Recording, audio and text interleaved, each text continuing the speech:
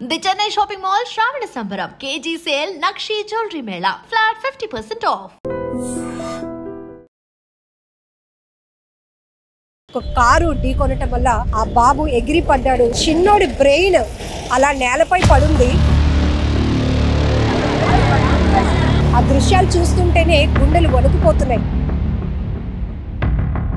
ఆ చిన్న బాబు బ్రెయిన్ ఇక్కడే పడిపోయింది. అది చూడడానికే వణుకు పడుతోంది అంటున్నారు. ఆ తల్లి ఆ బాబుని తీసుకుని ఎత్తుకొని నన్ను చూసింది. పక్కన చూస్తే ఆ బాబు బ్రెయిన్ పడి ఉంది పక్కన.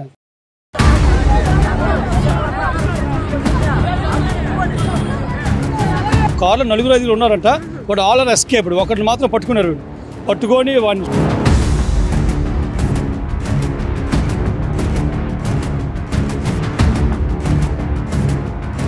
పడిపోయి ఉంటాడు. అబ్బాయి పడిపోయాడు. ఆగితే బాగుండు.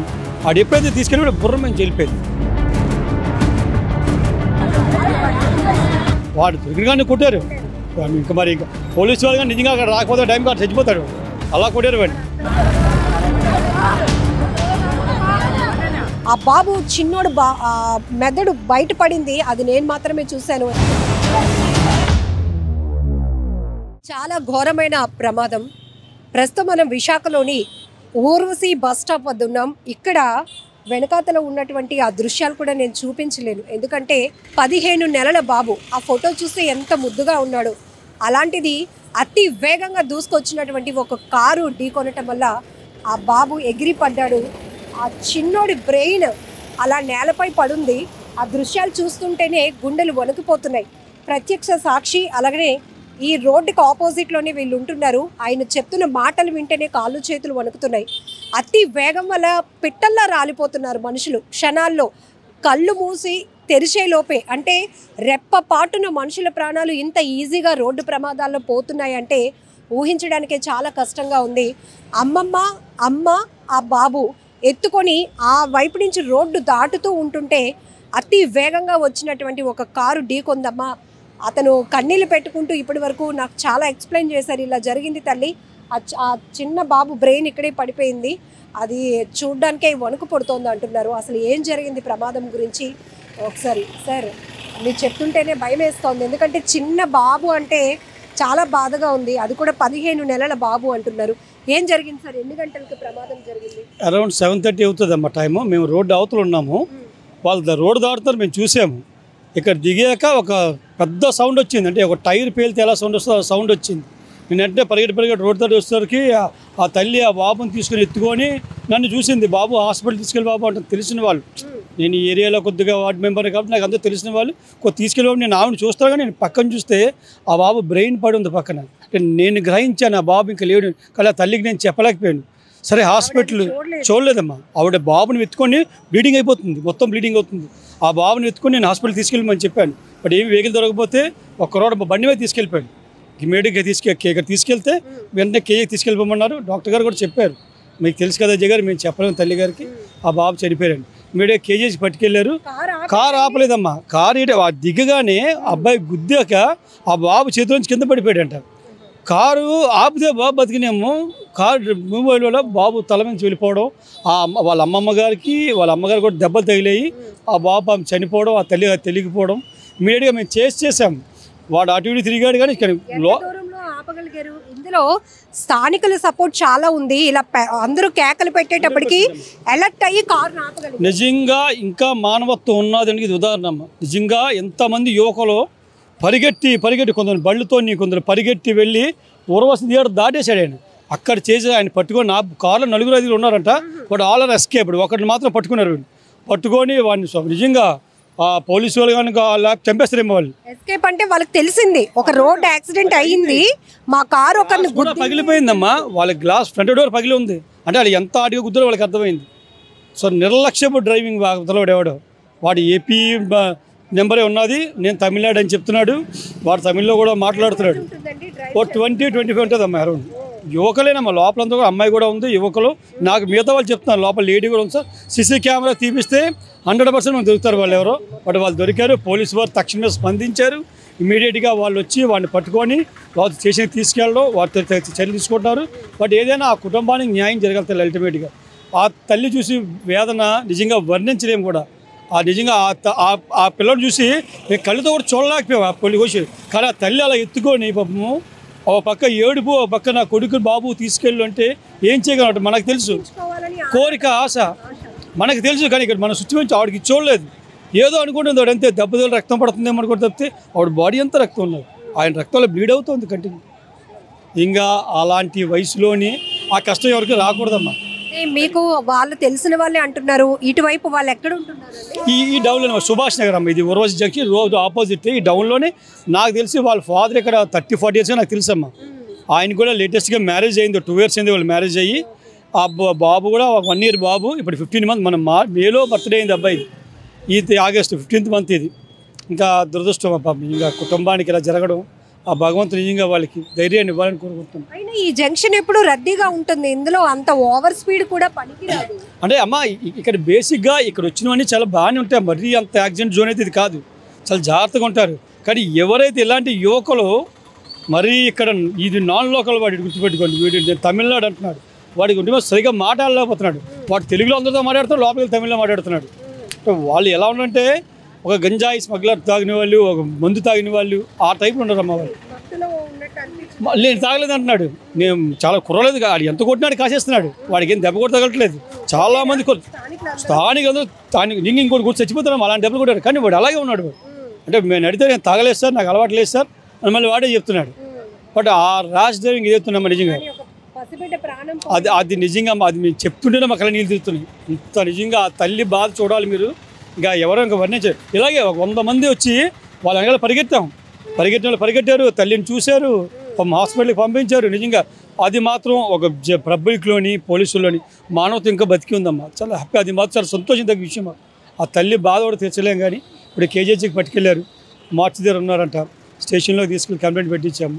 ఇప్పుడు తల్లిదండ్రులు ఇప్పుడు వాళ్ళకి దెబ్బలు తెలియక అంత దెబ్బలు తెలియదు, అంటే ఒళ్ళో ఎత్తుకున్నట్టు ఉన్నారు.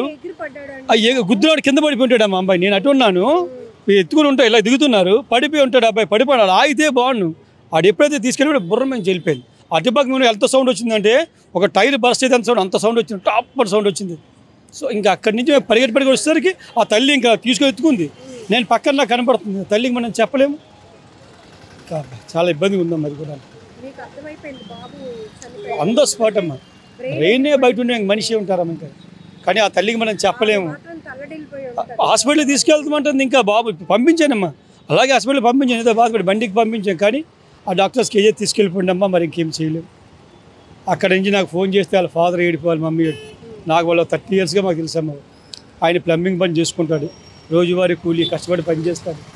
ఇంకా ఇల్లు మారిపోతాం అజయ్, మేము కూడా ఇల్లు అమ్మేస్తాం, సొంత చిన్న ఇల్లు ఉంది వాళ్ళకి, ఇది అమ్మేస్తూ వెళ్ళిపోతాము, వాళ్ళ అమ్మమ్మ వాళ్ళ ఇంటికి వెళ్ళిపోతాము. మొన్నే మాట్లాడారు, అబ్బాయి బర్త్డే మేలో చేశారు, ఇంకా దేవుడు ఇచ్చాడు. దారుణం, చాలా దారుణం. ఇలాంటి రోడ్డు ప్రమాదాలు చూసినప్పుడు క్షణాల్లో కనబడిన వాళ్ళు అంతలోనే మాయమైపోతున్నారా అనే ఒక బాధ, ఆ దుఃఖాన్ని వర్ణించలేం మనం. అది కూడా మరియు ఐ విట్నెస్గా చూసినట్టు ఉన్న పరిస్థితులు ఎట్లా? నేను అదే అంటున్నా మీకు, నేను చెప్తేనే మీకు ఎంత బాధ ఉంది. ఆ కండిషన్ మేము చూసాము అక్కడ. నేను ఈరోజు అటుపక్క తిరిగి చూడలేకపోతున్నాను. నేను ఫస్ట్ అదే చూశాను, నాకు అర్థమైన సిచ్యువేషన్. ఒక జిగరేట్గా మనకు అంత ఐడియా ఉంటుంది నాకు చెప్పక, కానీ తల్లికి నేను ఏమని చెప్తాను, హాస్పిటల్ తీసుకెళ్ళి బాబు నేను వేడుకుంటుంది అక్కడ. అలాగే వెళ్ళాం, అది ఇంకా ఈ కొద్దిగా అరికట్టాలమ్మా. ఎన్ని జాగ్రత్తలు తీసుకున్నామా తప్పు. ఎందుకంటే పోలీసు వారు వాళ్ళు ఇక్కడ ఎప్పుడు నాకు ఇక్కడ చేస్తున్నారు, అది ఇక్కడే వాళ్ళు కేసు కూడా రంగడు ఇక్కడే పెడతారు, వాళ్ళు కూడా ఈ జంక్షన్లు ఎక్కువ పెడతారు, వాళ్ళు కూడా అరికెడుతున్నారు. బట్ ఎవరైతే ఈ ర్యాష్ డ్రైవర్స్ కొంతమంది ఉన్నారమ్మా, వీళ్ళు చెప్పారండి కార్ వాళ్ళు ఎట్నుంచి వాళ్ళు ఏం చెప్పలేదమ్మా. వాడిని ఇంకా వాడికి ఛాన్స్ ఇవ్వలేదు పబ్లిక్ కూడా, వాడు దొరికినగానే కొట్టారు. ఇంకా మరి ఇంకా పోలీసు వాళ్ళు కానీ నిజంగా అక్కడ రాకపోతే టైం కాదు చచ్చిపోతాడు, అలా కొట్టారు వాడిని.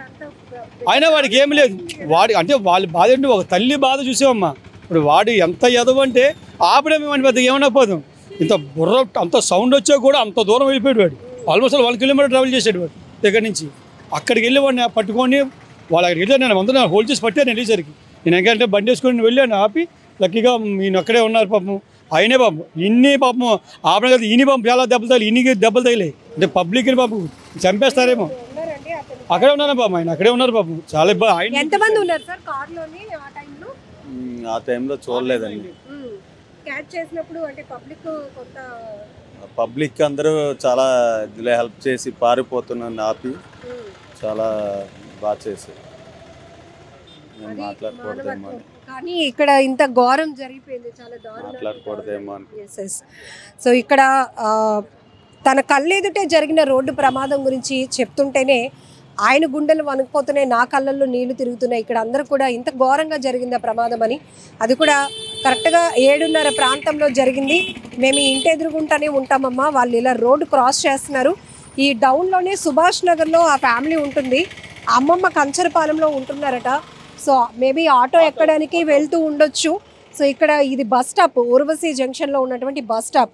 ఎవరికైనా మినిమం కామన్ సెన్స్ ఏంటంటే ఇక్కడ రోడ్డు క్రాస్ చేస్తారు అనే కామన్ సెన్స్ కూడా ఉంటుంది. వెహికల్ ఒకవేళ అక్కడి నుంచి ఎంత స్పీడ్గా వచ్చినా కంట్రోల్ చేసుకోవాల్సినటువంటి బాధ్యత, డ్రైవింగ్ అంటేనే చాలా రెస్పాన్సిబిలిటీ. వాళ్ళ ప్రాణంతో పాటు చుట్టుపక్కల ఉన్న ప్రాణాలు, ఆ వెహికల్లో ప్రయాణిస్తున్న వాళ్ళ ప్రాణాలు కూడా వాళ్ళ చేతిలో ఉంటాయి. కాబట్టి చాలా జాగ్రత్తగా డ్రైవింగ్ చేయాల్సిన పరిస్థితి.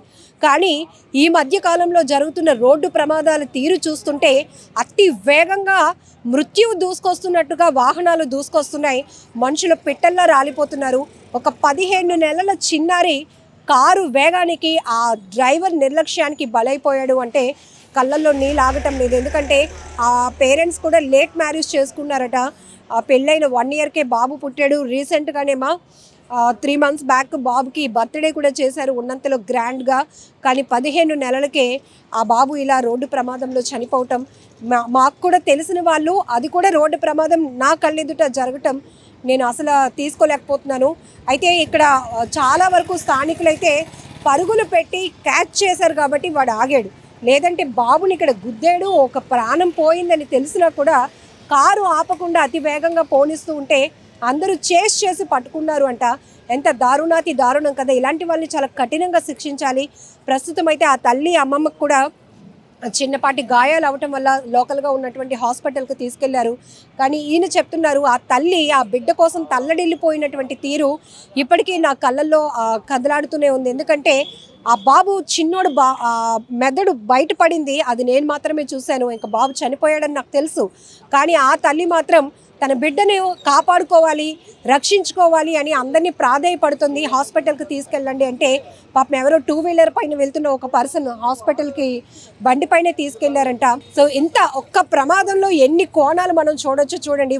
ఒకడి నిర్లక్ష్యం, ఒక బిడ్డ ప్రాణం పోయింది, మరొకరు తమ మానవత్వాన్ని చాటుకున్నారు. ఇలా ఈ రోడ్డు ప్రమాదంలో అనేక కోణాలు మనకు కనపడుతున్నాయి. ఏదైనా ఈ అతి వేగం వల్ల ప్రయాణిస్తూ రోడ్డు ప్రమాదాలకి కారణమవుతూ మరొకరి ప్రాణాలు పోగొట్టడానికి కారణమవుతున్న వారిని మాత్రం చాలా కఠినంగా శిక్షించాల్సినటువంటి అవసరం కూడా ఉంది. నిజంగా ప్రస్తుతం ఉన్నటువంటి సమాజం దేనికి ప్రయారిటీ ఇస్తుంది? ఆర్థిక సంబంధాల చుట్టూ మాత్రమే తిరుగుతుంది. మళ్ళీ ఎన్నికలంగానే చాలా విరక్తి కలుగుతాం. మంచి అనిపిస్తుంది కదా, లేడీస్ కూడా ఛాలెంజింగ్ జాబ్స్ చేసినప్పుడు చాలా బాగుంటది. ట్రాఫిక్ అసిస్టెంట్స్ గా నియమించిన ట్రాన్స్జెండర్స్ అందరితో సాల్యూట్ చేయించుకుంటున్నారు. ఫుడ్ డెలివరీ ఇవ్వటానికి వెళ్ళినటువంటి డెలివరీ బాయ్ అనిల్ పై కళ్ళ ముందు